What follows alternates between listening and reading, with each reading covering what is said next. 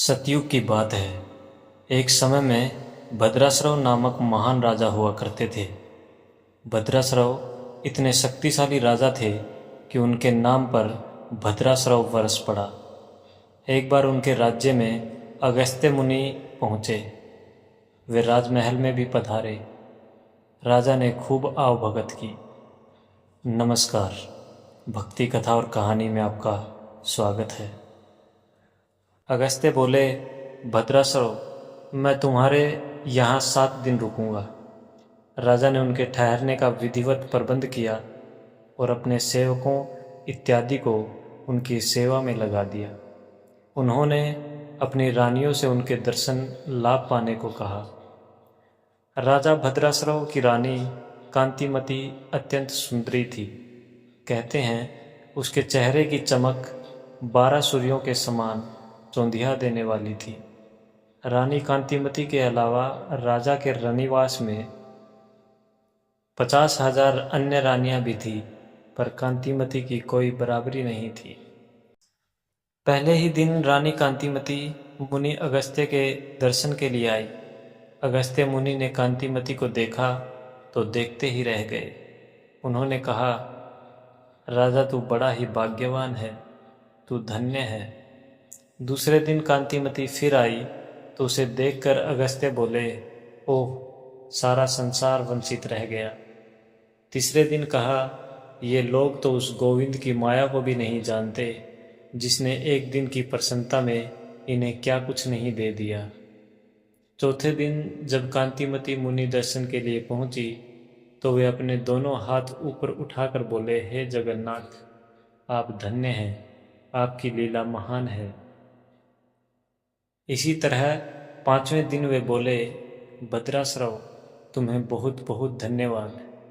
हे अगस्त्य, तू धन्य हुआ।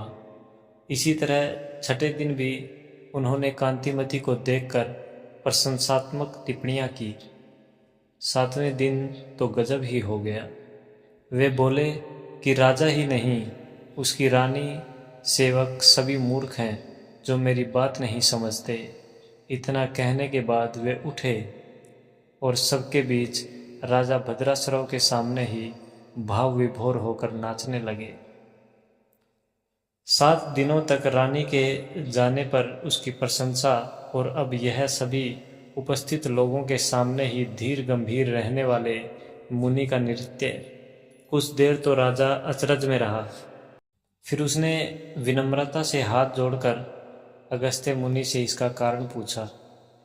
राजा के आश्चर्य और प्रश्न के उत्तर में मुनि ने कहा, राजन, आप पूर्व जन्म में हरिदत्त नामक एक धनवान पर धर्म कर्म में विश्वास रखने वाले वैश्य के दास थे। उसकी सेवा सुरक्षा आपका काम था। यह कांतिमती तब भी आपकी पत्नी थी। कांतिमती भी वैश्य के यहाँ दासी का काम करती थी। एक बार वैश्य ने फैसला किया कि वह अश्विन मास की 12दशी का व्रत रख कर भगवान विष्णु के मंदिर में विधिवत पूजा करेगा। समय आने पर वैश्य ने सारी तैयारियां कर मंदिर के लिए प्रस्थान किया।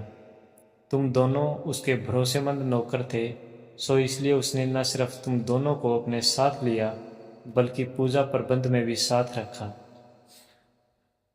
जब पूजा समाप्त हो गई और शाम को वैश्य घर लौटने लगा तो उसने तुम दोनों को जिम्मेदारी दी कि तुम लोग भगवान विष्णु के आगे जलाए दीपक को बुझने न दोगे। तुम दोनों पति पत्नी ने रात भर दीपक के सामने बैठकर काटा। दीपक को एक क्षण के लिए भी बुझने न दिया। जब तक पूरी तरह सवेरा न हुआ, न उठे। तुम दोनों ने रक्षपाल की भूमिका बहुत ध्यानपूर्वक निभाई।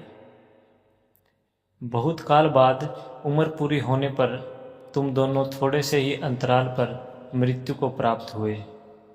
राजा, तुम तो महान राजा प्रियव्रत के वहाँ पैदा हुए, राजकुमार बने, और उस जन्म में दासी रही यह कांतिमती भी उस पुण्य के प्रताप से आज तुम्हारी रानी है। वह दीपक तो वैश्य का था, उसके यत्न और धन से जला था। तुमने तो बस उसको जलते रहने की देखरेख ही की थी। यदि केवल इतने से ही का पुण्य प्रताप यह फल दे सकता है, तो जो विष्णु मंदिर में स्वयं दीपक जलाएंगे उनको कितना पुण्य मिलेगा। इसीलिए मैंने कहा था कि सब संसार इससे वंचित रह गया। सबको मूर्ख मैंने इसलिए कहा कि सब कुछ देखते हुए भगवान विष्णु के दीपदान के महत्व को लोग नहीं जानते।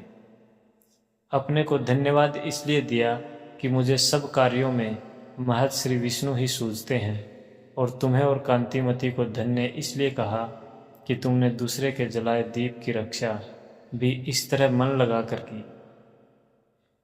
राजा भद्राश्रव अगस्त्य का उत्तर सुनकर संतुष्ट हुए और उन्होंने अगस्त्य मुनि को धन्यवाद देते हुए कहा, मुनिवर कुछ दिन और रुकें और हमें उपदेश देकर जाएं। अगस्त्य मुनि ने भद्राश्रव को शीघ्र ही योग्य पुत्र का पिता बनने का आशीर्वाद दिया और कहा कि कार्तिक पूर्णिमा के अवसर पर मुझे पुष्कर में उपस्थित होना है, इसलिए अब मैं वहाँ के लिए प्रस्थान करूँगा। जय हिंद।